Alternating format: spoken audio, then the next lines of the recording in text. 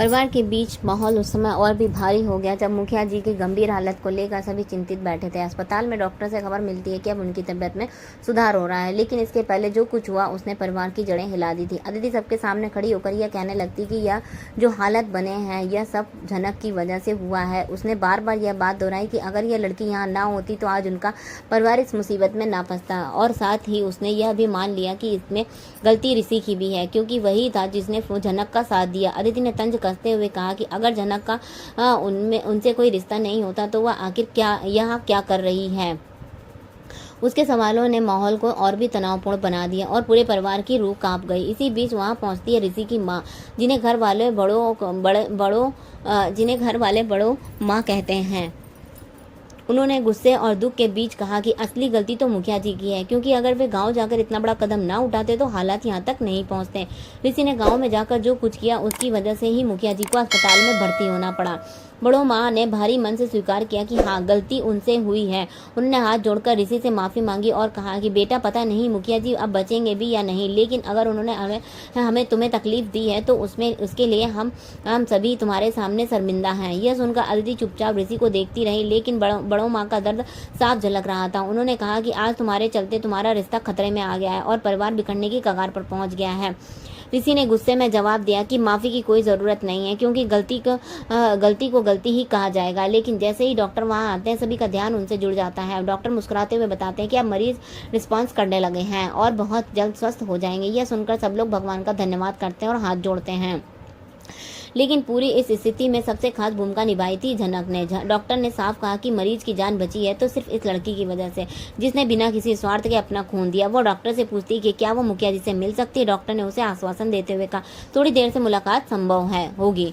यह सुनकर झनक की आंखों में आंसू निकल आते हैं। भगवान और कुल देवता को धन्यवाद करती है, उन्होंने उसकी लाज रख ली। परिवार के बाकी सदस्य भी राहत की सांस लेते हैं, लेकिन लड़ाई झगड़े थमते नहीं। अदिति बड़ों माँ के सामने खड़ी होकर कहती है कि आप क्यों माफी मांग रही हैं, असली गलती तो ऋषि की है। अगर ऋषि झनक का साथ ना देता तो यह नौबत ही ना आती। ऋषि ने उसकी बात काटते हुए कहा कि अदिति, मैंने तुम्हें बार बार समझाया है कि अगर मैंने झनक से शादी नहीं की होती तो आज हम जिंदा नहीं होते। गाँव वालों का दबाव और हालात ऐसे थे कि मुझे यह कदम उठाना पड़ा, लेकिन अदिति मानने को ही तैयार नहीं थी। उसने तड़पते हुए पूछा कि आखिर ऐसा कौन सा सच था जिसके कारण तुम्हें उससे शादी करनी पड़ी। ऋषि ने गुस्से में जवाब दिया कि मैं तुम्हें हर बात पहले ही बता दी थी, फिर भी तुम बार बार क्यों वही सवाल करती हो। इस बहस ने माहौल और भी गर्म कर दिया था।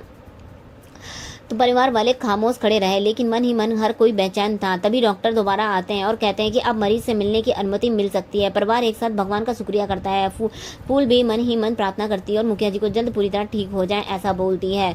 लेकिन जैसे ही वह कुछ थोड़ा शांत होता है, सब कुछ वहाँ थोड़ा शांत होता है, परिवार में एक नई तकरार खड़ी हो जाती है। माँ दीदी आगे बढ़ती हैं, फूल से कहती हैं कि अब तुम तो सुकून मिल गया होगा क्योंकि तुमने मुखिया जी की जान बचा ली, लेकिन साथ ही ताना मारती है कि बदले में तुम्हें जो चाहिए होगा वह सब मिल जाएगा। यह सुनकर ऋषि भी बीच में कूद पड़ता है और उसे गुस्से में कहता है कि हाँ, अगर तुम्हें पैसे चाहिए तो बता दो, हम दे देंगे, लेकिन अब तुम यहाँ से चली जाओ। फूल ने आंसू रोकते हुए कहा कि मैंने यह सब पैसों के लिए नहीं किया है। पर ऋषि ने हाथ जोड़कर कहा कि कृपया हमें हमारी जिंदगी जीने दो, तुम्हारा काम पूरा हो चुका है, अब यहाँ से चली जाओ। झनक इस अपमान से बेहद आहत होती है। उसने शांत स्वर में कहा कि मैंने सिर्फ इंसानियत के नाते यह सब किया है, लेकिन अगर आप सब इसे गलत समझते हैं तो वह आपकी सोच है। ऋषि का गुस्सा थम नहीं रहा था, वह बार बार झनक को दोष देने लगा। तभी अनुज के बीच में आकर ऋषि को डांट दिया और कहा कि वह यह गलत कर रहा है, फूल को दोषी ठहराना बंद करो। पर ऋषि उस समय किसी की बात सुनने की हालत में नहीं था। फूल चुपचाप खड़ी रही, उसकी आंखों में आंसू थे और लेकिन उसने कुछ भी जवाब नहीं दिया। आखिरकार माहौल ऐसा बन गया कि ऋषि सीधे अदिति के सामने आकर खड़ा हो गया। उसने अदिति का हाथ पकड़ लिया और उसके साथ खड़े होने की कोशिश की।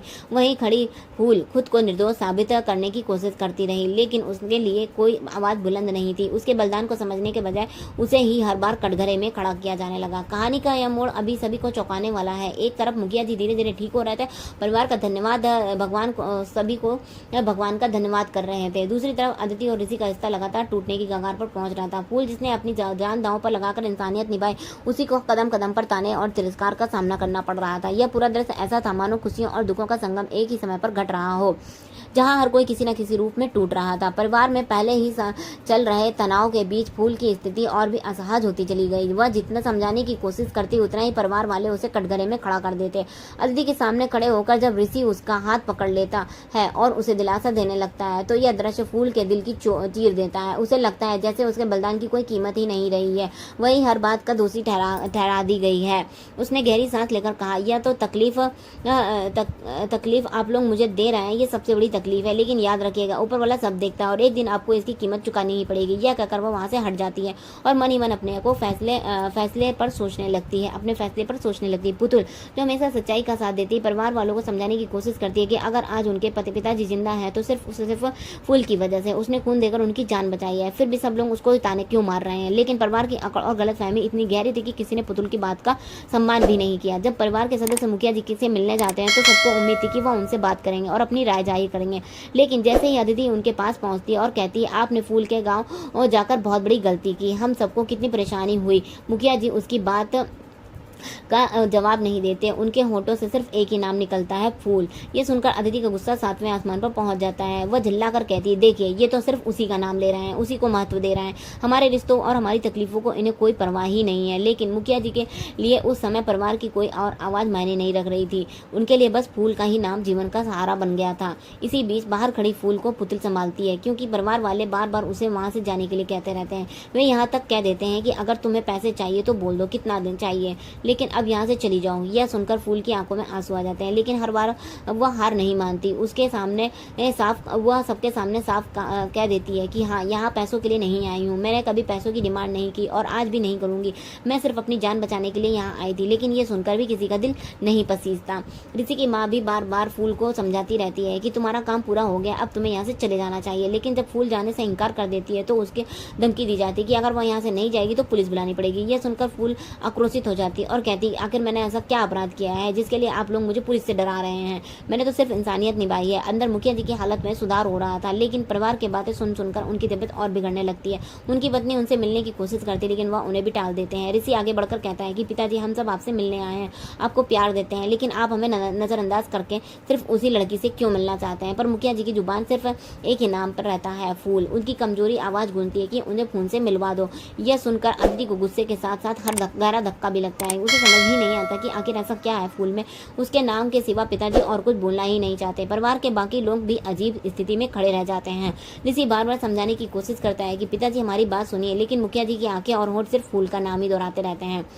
नर्स वहाँ आती है और सबको डांटते हुए कहती है कि आप लोग मरीज से इस तरह से बहस नहीं कर सकते, अगर ऐसा करेंगे तो इनकी हालत और भी ज़्यादा बिगड़ जाएगी। वह रौनक हैरान होकर पूछती है कि आखिर यह फूल कौन है। एक मरीज इतना व्याकुल है कि जिसके लिए परिवार वाले शर्मिंदा होकर खामोश हो जाते हैं। अंततः नर्स बाहर आती है और पूछती कि फूल कहाँ है। तभी नीलू आपत्ति जताते हुए कहती है कि हम लोग इनके अपने हैं, हमें ही पहले मिलना चाहिए। लेकिन नर्स साफ कह देती कि मरीज ने सबसे पहले फूल का नाम लिया है और वही उनकी आखिरी इच्छा है। इस पर परिवार वाले बुरी तरह हताश हो जाते हैं। उन्हें समझ में आ जाता है कि अब चाहे वो कितना भी प्रयास कर ले, मुखिया जी की आंखें और जुबान सबसे पहले फूल को ही देखना और पकड़ना चाहती हैं। अदिति यह सुनकर अपमानित महसूस करती है और वहाँ से रोते हुए बाहर निकल जाती है। लेकिन डॉक्टर और नर्स मिलकर यही कहते हैं कि अगर आपको सच में मरीज की जिंदगी की परवाह है तो उन्हें फूल से जरूर मिलवा दीजिए। परिवार वालों के लिए यह स्थिति बहुत ही कठिन थी। एक तरफ उनका अहंकार और परिवार मान सम्मान दांव पर लगा था, दूसरी तरफ मुखिया जी की आखिरी इच्छा थी वह फूल से मिले। भगवान आखिरी इच्छा आखिरकार मजबूर होकर नर्स बाहर जाती है और फूल से मिलवाने के लिए उन्हें भेज देती है। इस बीच परिवार के कुछ सदस्य अब भी उनसे लड़ाई करने लगते हैं, लेकिन माहौल इतना भारी हो चुका था कि हर कोई समझने लगा था अब अगर किसी ने सच में मुखिया जी की जिंदगी से जुड़ी है तो वो है सिर्फ फूल। ऐसे हालात में फूल ने एक बार फिर अपने संयम और साहस को बनाए रखा। उसने साफ कहा कि मैं यहाँ किसी की लालच में नहीं हूँ, बस इंसानियत निभा रही हूँ। अगर आप लोग इसे गलत समझते हैं तो ये आपकी सोच है, पर यह सच यह है कि ऊपर वाला देख रहा है और सच को किसी दिन सामने लाना ही होता है। और यहीं पर कहानी ऐसे मोड़ पर पहुंच जाती है जहां पर पूरा परिवार अहमियत खोता दिख रहा है और मुखिया जी की धड़कनें सिर्फ फूल के नाम से जुड़ी रह जाती हैं। अदिति की तड़प, ऋषि का असमंजस और फूल का आत्मसम्मान सब मिलकर उस माहौल को और भी गहराई में दे देते हैं। यही बनता है अगले घटनाक्रम का आधार, जहाँ सवाल सिर्फ इतना रह जाता है कि क्या आखिरकार मुखिया जी से सबसे पहले मिलने का हक किसका है, परिवार या फूल का। तो यहीं पे एपिसोड खत्म होता है। मिलते हैं नेक्स्ट एपिसोड में, तब तक के लिए बाय बाय। जय श्री राम, राधे राधे।